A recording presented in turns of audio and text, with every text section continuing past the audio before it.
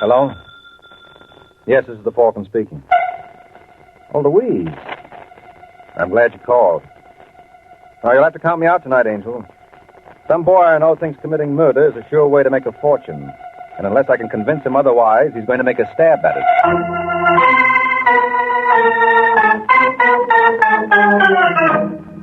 This is Jack Costello, friends, inviting you to listen to The Adventures of the Falcon, starring Les David. You met the Falcon first in his best-selling novels. Then you saw him in his thrilling motion picture series. Now join him on the air when the Falcon solves the case of the mighty muscle.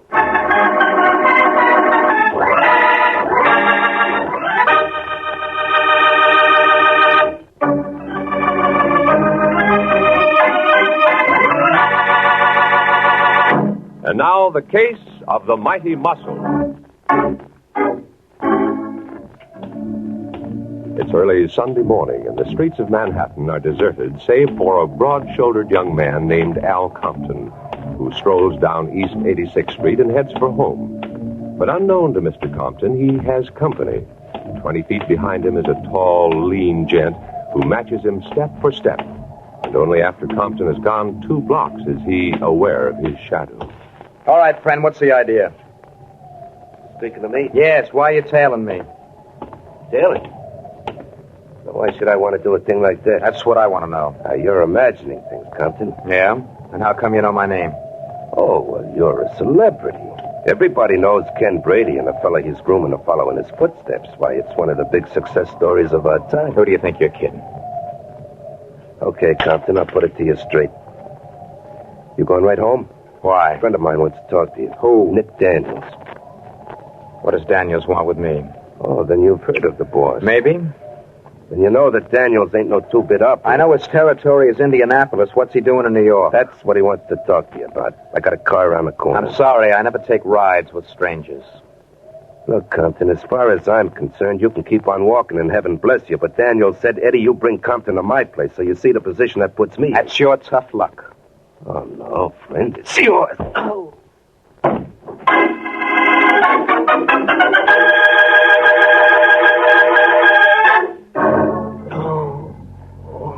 You must really enjoy your work, Eddie. What'd you hit him with? Hey, Nick. I heard it. Think it could be the cops? No, Brady wouldn't have missed him this fast. You want me? No. I'll take care of it. You look after our friend here. Just a second. I'm coming. Hello, Nick. What are you doing here, Claire? I thought I left you in Indianapolis. Well, you're such an irresistible creature, I had to follow you. I want to talk to you. You'll have to pick another time. I'm all jammed up. With what? Oh. Well. What goes on under our little roof? That's none of your business. Now, will you leave? Isn't that handsome hunk of man on the bed Al Compton? Didn't I tell you to beat it? All right, darling, if you don't want me to stay. Hold it, Claire. I changed my mind. I thought that was a woman's prerogative. You wouldn't be thinking of going up to see his boss, Ken Brady, would you? Would you mind? Very much. You don't want to jump to conclusions, Claire. Mr. Compton just dropped in to chat. He had a couple too many, and he passed out. That hard stuff is awful, isn't it? Especially when you get it from the end of a blackjack. Now, listen, Claire. Sure. What's it worth to you? What's what worth to me? Keeping my mouth shut. $1,000. Oh, now, Nick. Now, make up your mind, baby. If you don't want it, that's all right with me, too. Now, don't be cheap, darling. After all, in your bracket, how much can you keep? I said I'll give you $1,000. Take it or leave it. I'll take it. Though I'd like to try for 2. Look, Nick, you're going to talk all night with that dame. We got work. Just a second, Eddie. Listen, Claire, I want you to take a little walk for a while. Come back in a couple of hours. 4:30 be all right? 5 will be even better. And you'll have that money ready. I said I would. Okay, Eddie, get him up. Come on, Compton. Wake up. Let me alone. Come on, you can go back to sleep after the boss talks to you. Huh? Hello, Compton. Oh, you're Nick Daniels, aren't you? That's right. I'm awfully sorry about this fellow, but I had to talk to you. No good down. Now, I've got a proposition for you, Compton. I'm not interested. Why don't you hear me out? I've been doing a little checking up on you. They told me you're Brady's fair-haired boy. Treat you like his own son. So? So I'm going to show you how to commercialize on it. Now, I'd like to open up a couple of gambling clubs around town. You're crazy. You think Brady would stand for it while he's in the business? That's just it. He's not going to be in business much longer. What do you mean? We're going to knock off his club regularly. What? Yes. And when his customers see the rough stuff that goes on, I don't think they'll be flocking there anymore. You're out of your mind, Daniels. You don't think it'll work? No, we got spotters all over the place. It's armed like a fortress. How are you going to get your boys past the guards? That's where you come in. You think I'd sell out Brady after all he's done? I think you'd sell out your own mother if the price were right. Look, you can take your money. Who's talking about money? There are other things in life besides that. You're not making sense. Ever hear of a man named Sam Richards? No. Funny. I found a guy in Mobile who's willing to identify you as the lad who killed Richards in a fight over some girl. That's a lie. Seems this friend of mine was living across the street and saw the whole thing from his window. You're bluffing. You think so? Well, take a look at these pictures. Where did you get them? Oh, I forgot to mention that this friend of mine is a camera enthusiast, and he thought a picture of you bending over the body might come in handy. Well, you're not frightening me, Daniels. Brady knows all about that mess. Yeah, but the cops don't. What do you say, Compton? Do you cooperate? When will I get the pictures? Don't give them a thought. I'll deliver right after you do.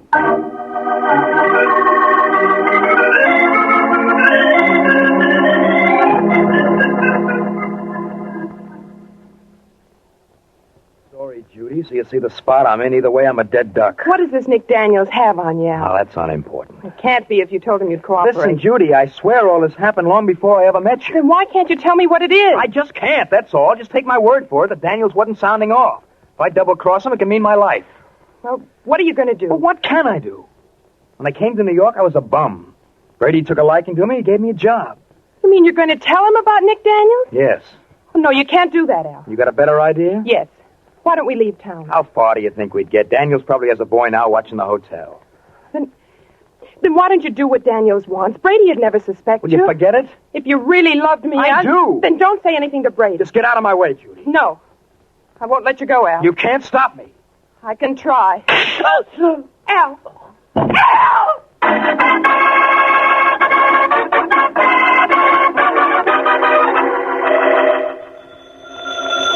No way. Nobody here. Oh, yeah? Let me talk to Mike Waring, please. Ain't here. What's the matter, kid? Did I wake you? Oh, that's a pretty ridiculous question, Corbett. What do you want? That's no way to talk to a guy who's going to do you a favor. Look, Sergeant, I don't like guys doing me favors at 3 o'clock in the morning. Okay, Mike, if you don't want to meet her. What are you babbling about? I just picked up a little number who's out of her mind to meet the Falcon. You interested? Nope. She's blonde, 5'2". I said I wasn't a figure that would put Venus to shame. Oh. What's her name? Judy Wainwright. Never heard of her. You will. She just killed Al Compton. Ken Brady's boy? That's right. She wants to hire you. Is that why you called me? Yeah. Well, tell Miss Wainwright I'm not interested. Nah, you're being smart, Mike. What do you mean? Well, strictly between you and me and the guy who's hiding under your racing form, this little girl hasn't got a prayer. Not a chance, huh? No, she's up the well-known creek without a paddle. I bet the jury won't take 20 minutes to strap her into the chair. You want to hear the story she tried to give us? No, never mind, Sergeant. You always foul up a story. Tell Miss Wainwright I'll be over to hear it myself.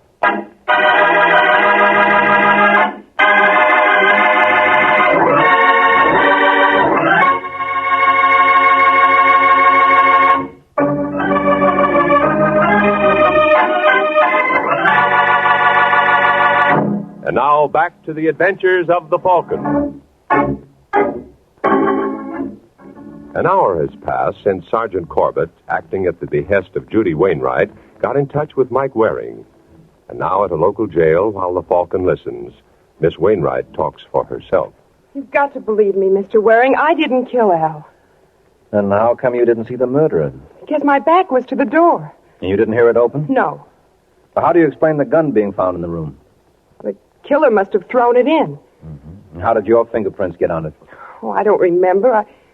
I was so dazed I probably picked it up without thinking. They weren't so dazed that you couldn't pack a bag and head for the nearest bus line where the cops grabbed you. I tell you, I didn't know what I was doing. You had a fight with Compton, didn't you? No.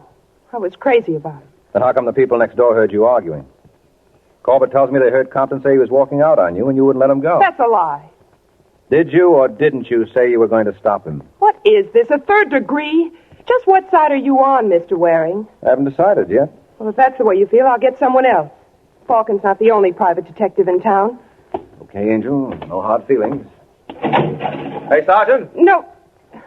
Wait, Mr. Waring. Yeah? I'll tell you anything you want to know. Okay. Suppose we start with the last question I asked. Well, Al and I were arguing, but it wasn't over what you think. Al worked for Ken Brady. You're not telling me anything new.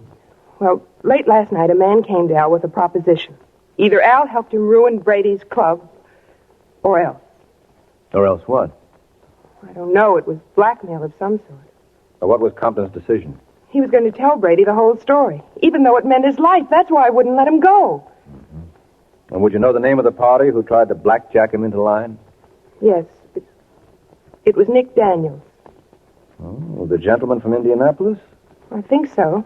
Do you know him? No, but I've always wanted to. And this may be my chance. Hey, Sergeant, I want out.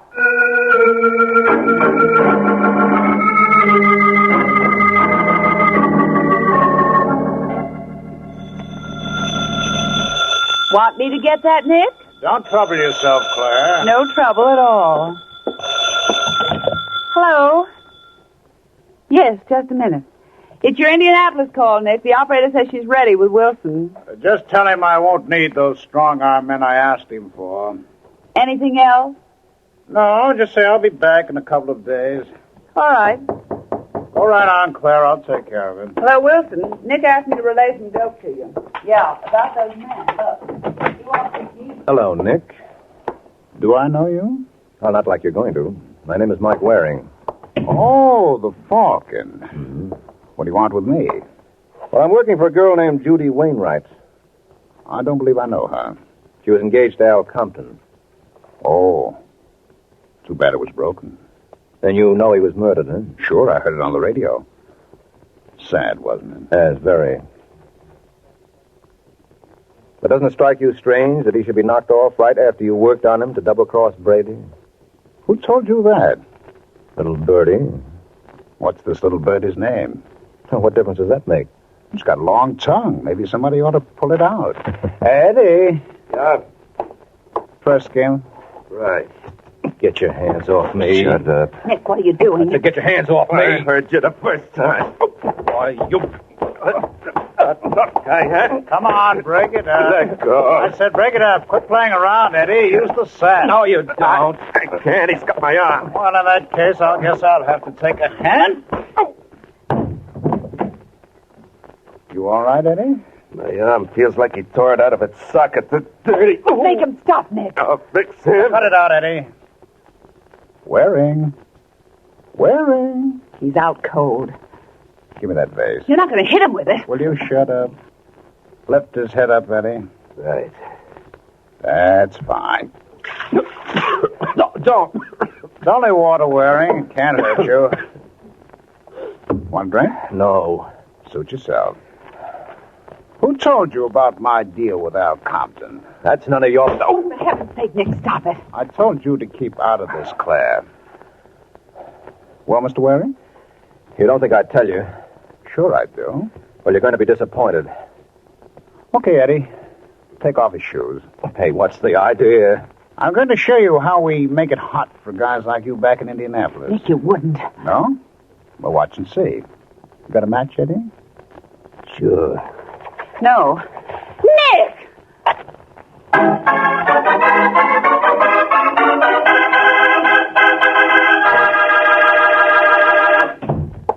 Well?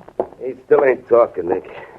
What'd you come out for? Go back in there with Claire and work on him till he does. That's no use. He's out cold. From the looks of it, he will be for another 3 or 4 hours. Oh, that's fine. Now, how am I going to find out who told him I got to Compton? Maybe he just guessed it. No.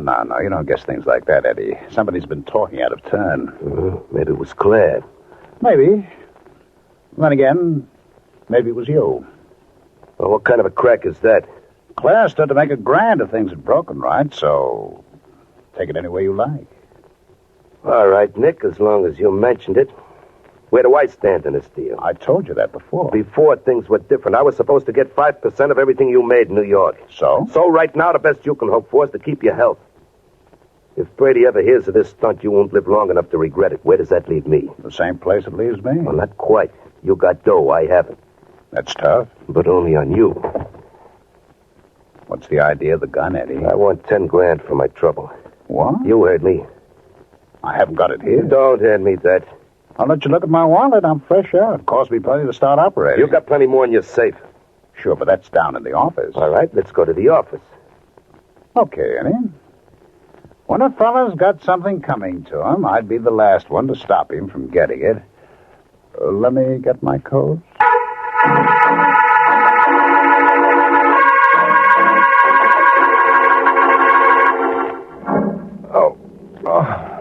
Take it easy, Hanson. You're going to be all right. Who are you? You're not being very flattering, Mr. Waring. I was kind of hoping you noticed me when you first came in. Oh, I did. You had me worried for a minute. I thought I was slipping. And what time is it? 9:15. You mean I've been alone here for almost 3 hours? Not alone, honey. I've been keeping you company. Oh, well, lucky me. What's your name, Angel? Claire What's the rest of it? Ames. Miss Claire Ames. Since when has it been Miss? Hmm? Wasn't so long ago you were wearing a wedding ring there. Who told you that? Oh, I'm clairvoyant.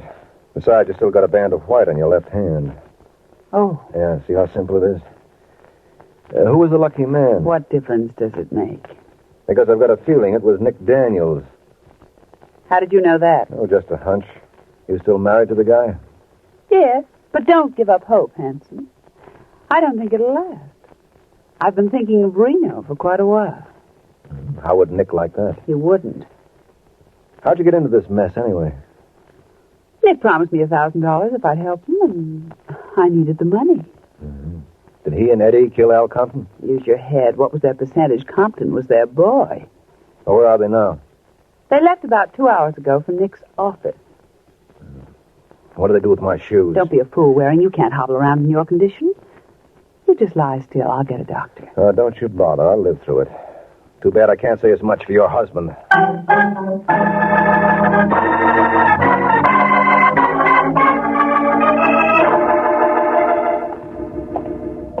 Where's Nick's office, Claire? Last one down the hall. Look, Mike, what's your interest in this case? Well, isn't it obvious? I'm looking for Al Compton's murderer. Why? Because I've got a client named Judy Wainwright the police think did it. I see.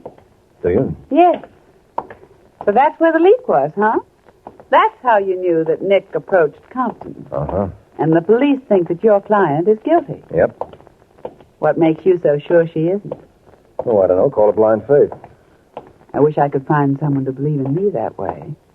Well, maybe we could work out a deal. Maybe. Is this the place? Yes. Who's the Star Trading Company? That's the name Nick is using in New York. Oh. Well, I guess there's nobody. What's the matter? I spoke too soon. The door's open. Where's the light switch? I've got it. Well, awfully careless of Mr. Nick Daniels to leave his office in this condition. Hmm? Doesn't it strike you as being sloppy? No. Well, obviously, we both can't be looking at the same thing. And the first thing I noticed was that open closet.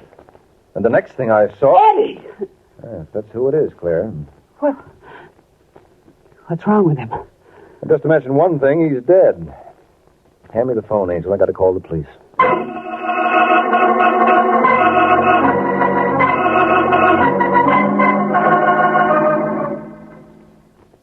86th Precinct, Sergeant Corbett speaking. Hello, Corbett. This is Mike Waring. Well, where you been keeping yourself, friend? Your client's been asking for you. I did tell Miss Wainwright she's got nothing to worry about. I'll be down in 5 minutes with the proof that she didn't kill Compton. What do you call proof? I just found Eddie Nichols' body. Say that again. I just found Eddie Nichols' body. Nick Daniels' boy. Someone let him have a butcher knife right in the back. Where'd you find him? In Nick's office. How do you figure that clears Miss Wainwright? I'll explain it all when I see you, Sergeant. But it stands to reason the same party who killed Al Compton killed Eddie. I still don't see how that gives the girl an out. Oh, come off it. What's wrong with you, Corbett? Eddie's been dead for less than an hour, and for the last 5, you've had my client under lock and key. I guess again, Miss Wainwright raised 10 grand worth of bail at 7 o'clock tonight. That was 3 hours ago. You're joking. If you think so, wait till you hear the payoff. The guy who put up the dough was a gentleman named Nick Daniels. Ain't that enough to kill you?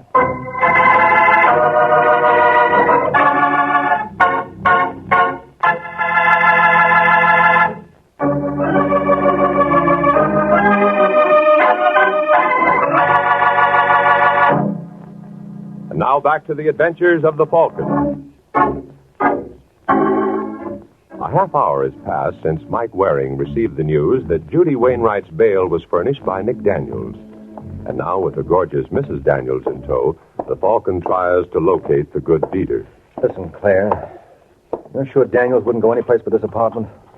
Well, it's either here or his office. But the doorman said he hasn't been back since he left. Yes. Obviously, he knew whereof he spoke. Well, I guess the only thing to do is to sit and wait. It seems like a smart idea. Want a drink? Don't mind if I do. Say when. When? Here's to what we both want. Wait a minute. Does Nick have a hotel suite anywhere? Not that I know of. Well, where could he have taken Judy? Why are you so worried about her? You don't know how important that little lady is in my scheme of things. You think she killed Compton and Eddie? Well, Do you, Mr. Waring? Judy. Where's Nick? Right behind her. Huh? So try anything funny and you know what'll happen. Why did you let him bail you out, Judy? Thought you sent him. You'll forgive me for using your name, friend. How did you find out about her? I'm a gambler, Waring. I play hunches. This one paid off right on the nose. Speaking of hunches, Nick, I've got a honey of my own. Yeah? Yeah. I've got a feeling that one of the things you're not expecting is this. Get Why, down, Judy. That's not nice, Nick. Drop that gun. Come on, drop it. Cut it out. You're breaking my arm. And I'm going to start on your neck. What is... Mike, stop it. Let go of me, Claire. You'll kill him. That's the general idea. Come on, Nick, get up. Let him be, Mike. He didn't kill Al Compton. No. No. How would he know Compton was going to double-cross him and tell Brady? I tell you, Nick had no motive. Who said he did? What? I never claimed he had a motive, Claire. I just don't like this guy on general principles. I don't get you. No. I'll see if this is any better. You killed Al Compton. You're crazy. And what's more, you killed Eddie Nichols when he stumbled on the truth. You let go of me. Now, don't struggle, Angel. Because now that I've finished with Mr. Daniels, I'd just as soon start on this missus.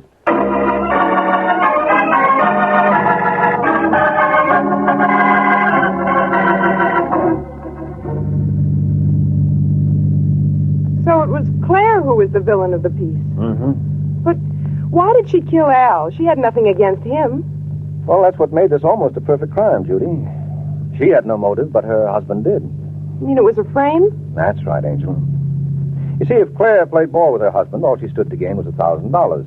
But if Nick went to the chair for the murder of Al and Eddie, then, as his widow... She stood to come into a fortune. Now, you got it. While I was out cold, she followed Eddie and her husband to the office, where she let Eddie have it. And you mean to tell me Nick just stood by and did nothing? What was your reaction when you saw Al die? Oh. As I recall, you were a little on the bewildered side. Yes, that's true. Well, the same thing happened to Nick. But didn't Claire say she was with you while Eddie and Nick were gone? What could you expect her to do, break down and confess? After that going over I got, I was in no condition to tell whether or not she was lying. Well, I still find it hard to believe she was in that hotel room while I was arguing with Al. Well, why? You were both so worked up you didn't notice the door open. Oh, now admit it. You're guessing. No, she had to be in that room, Judy. You see, she knew something she never could have known otherwise. That Al was planning to double-cross Nick by telling his boss the whole story. Now, Nick didn't know that. The only reason he was giving up the scheme of breaking Brady was that, with Al dead, it didn't stand a chance of working. Now, is it clear? I see. Good. I only wish there was some way I could pay you for all you've done. Oh, there is. How? Well, I don't think this is the proper time to go into that. Why not? Well, a private detective likes to keep his fees strictly between him and his client, and I've got a feeling we're being overheard.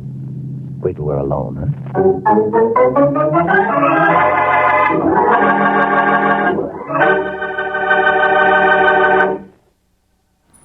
If you'd like for me to get you a shout out, there's a link to PayPal in the description below. Leave us a donation.